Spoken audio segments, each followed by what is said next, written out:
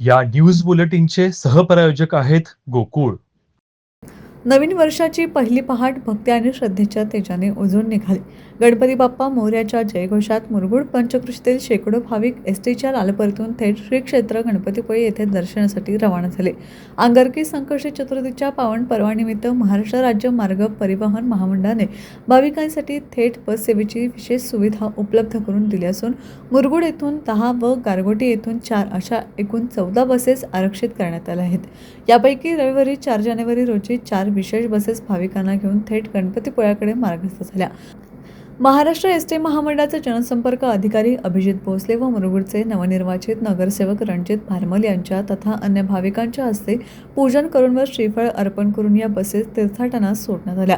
ST संगीत तीर्थाटन या उपक्रमांतर्गत आयोजित करण्यात आलेल्या या यात्रेला भाविकांचा उत्स्फूर्त प्रतिसाद लाभत असून सुरक्षित, आरामदायी आणि शिस्तबद्ध प्रवासाचा अनुभव भाविक घेत आहेत. शासनाच्या धोरणानुसार महिलांना व ज्येष्ठ नागरिकांना 50% सवलत तर 75 वर्षांवरील ज्येष्ठ नागरिकांना मोफत प्रवासाची सुविधा दिल्याने भाविकांमध्ये समाधानाची भावना व्यक्त होत आहे. बसेस सकाळी मुरगुड व गारगोटी येथून रवाना होऊन कोल्हापूर, मलकापूर, निवळी फाटा मार्गे दुपारी 1 वाजता गणपतीपुळे येथे पोहोचणार आहे. दर्शनानंतर दुपारी 3 वाजता परतीचा प्रवास सुरू होऊन रात्री 10 पर्यंत सर्व बसेस परतणार आहेत. यावेळी गारगोटी स्थानक व्यवस्थापक अनिकेत चौगुले, मुरगुड पत्रकार संघाचे उपाध्यक्ष राजू चव्हाण, वाहतूक नियंत्रक बाबूराव परीट, ज्येष्ठ व्यापारी प्रशांत शहा, किशोर पोद्दार यांच्यासह अनेक ग्रामस्थ व भाविक मोठ्या संख्येने उपस्थित होते. टीव्ही नेक्स्ट साठी मुरगुडहून सर्जेराव भाट.